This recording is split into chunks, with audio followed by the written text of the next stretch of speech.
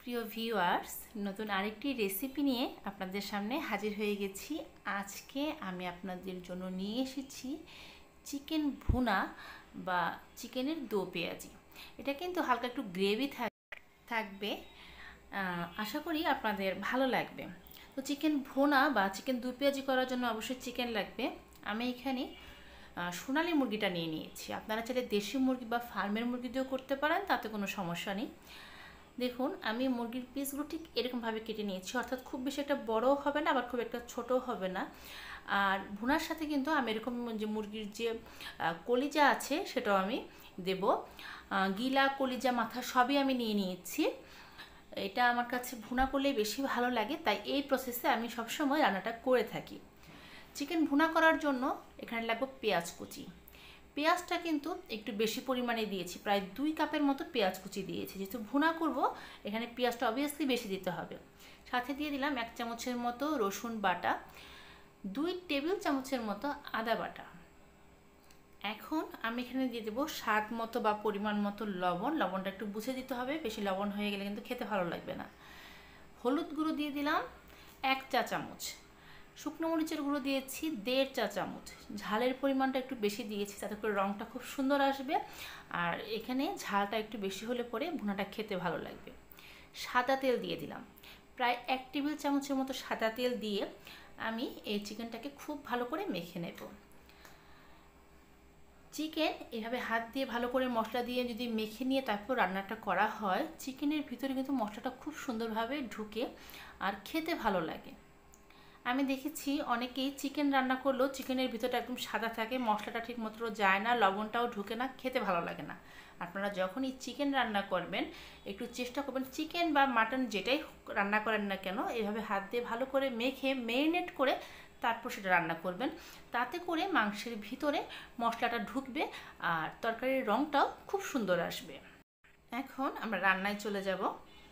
এখানে কড়াইতে দিয়ে দিয়েছি 1 কাপের মতো সাদা তেল, তারপর 2টা তেজপাতা আর 1 চা চামচ জিরা, এটা আমি ফোড়ন দিয়েছি। যখন গরম হয়ে আসবে তখন এখানে আমি যে মাংসটা ভালো করে মেখে রেখেছিলাম সেই মাংসগুলো আমি দিয়ে দিলাম। দিয়ে খুব ভালো করে এটাকে আমি মিক্সড করে দেব। আর একটু সময় নিয়ে আমি এই মাংসটাকে খুব ভালো করে কষিয়ে নেব। আমার এই রেসিপিগুলো যদি আপনাদের ভালো লেগে থাকে তাহলে আমার চ্যানেলটা সাবস্ক্রাইব করে পাশে থাকা বেল আইকনটা বাজিয়ে দেবেন। আমি আমার চ্যানেলে যখনই কোনো নতুন ধরনের রেসিপি আপলোড করব, আপনি সবার আগে নোটিফিকেশন পেয়ে যাবেন। দেখুন আমার চিকেনের কালারটা কতটা সুন্দর হয়েছে। রান্নাটা কিন্তু এখনও কমপ্লিট হয়নি, মাত্র আমি চুলায় দিয়েছি, সাথে সাথে কত সুন্দর একটা রং শুরু হয়ে গেছে। আপনারা মাংসটাকে এইভাবে যদি হাতে ভালো করে মশলা দিয়ে মেরিনেট করে তারপর রান্নাটা করেন, দেখবেন তেলে দেওয়ার সাথে সাথে সুন্দর একটা চিকেনের যে লাল লাল যে কালারটা হয় না, সেই কালারটা চলে আসছে। আর পেঁয়াজের পরিমাণটা একটু বেশি দেবেন, তাতে করে গ্রেভিটা একটু ঘন হবে। সব সময় কিন্তু সেই আলু দিয়ে চিকেনের পাতলা ঝোল বা চিকেন কারি এগুলো কিন্তু খেতে ভালো লাগে না। এরকম পেঁয়াজ বেশি দিয়ে এইভাবে যে চিকেনের ভুনা করা যায়, সেটা কিন্তু গরম ভাতের সাথে তো ভালো লাগেই। আমার কাছে ভাতের চাইতেও রুটি বা পরোটা, এমনকি লুচির সাথেও এই রেসিপিটা খেতে বেশি ভালো লাগে। সকালবেলা কিন্তু এক ধরনের সে রুটির সাথে ছোলা, বুট বা আলু ভাজির থেকে আপনারা যদি এরকম চিকেন ভুনা করে তারপর সেটাকে সার্ভ করেন, দেখবেন খেতে ভীষণ ভালো লাগে। এইভাবে একটু সময় নিয়ে মাংসটাকে আমি কষিয়ে নেব। আমি কিন্তু মাংসটা যে কষাচ্ছি এখানে কিন্তু একটু জল অ্যাড করিনি, কারণ মাংস থেকেই প্রচুর জল বের হবে আর মাংসের জলেই কিন্তু মাংসটা সিদ্ধ হয়ে যাবে। যদি দেখেন যে মাংস থেকে পর্যাপ্ত পরিমাণে জল বের হচ্ছে না অথবা মাংসটা সিদ্ধ হয়নি, সেই ক্ষেত্রে সামান্য একটু গরম জল দেবেন। অবশ্যই গরম জল দিতে হবে, ঠান্ডা জলটা দিতে যাবেন না। হালকা একটু গরম জল দিয়ে তারপর মাংসটাকে খুব ভালো করে কষিয়ে তারপর রান্না করবেন।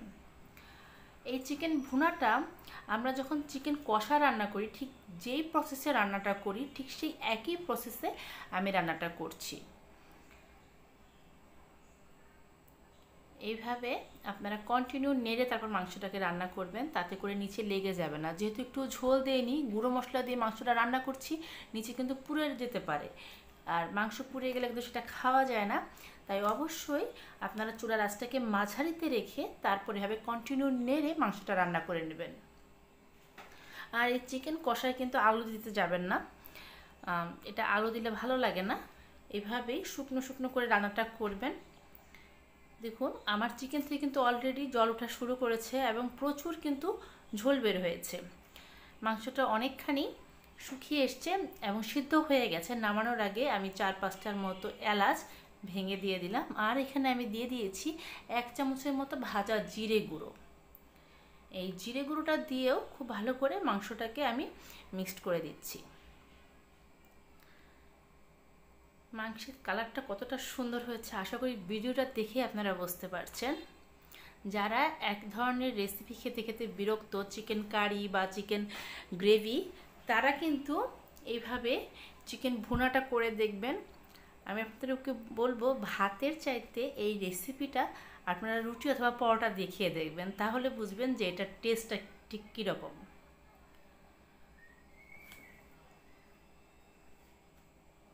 আমি খুব সহজেই রান্নাটা আপনাদের সাথে শেয়ার করলাম। আশা করি যারা নতুন রাঁধুনি আছেন তারা এইভাবে দেখে আপনারা রান্নাটা করে নিতে পারবেন।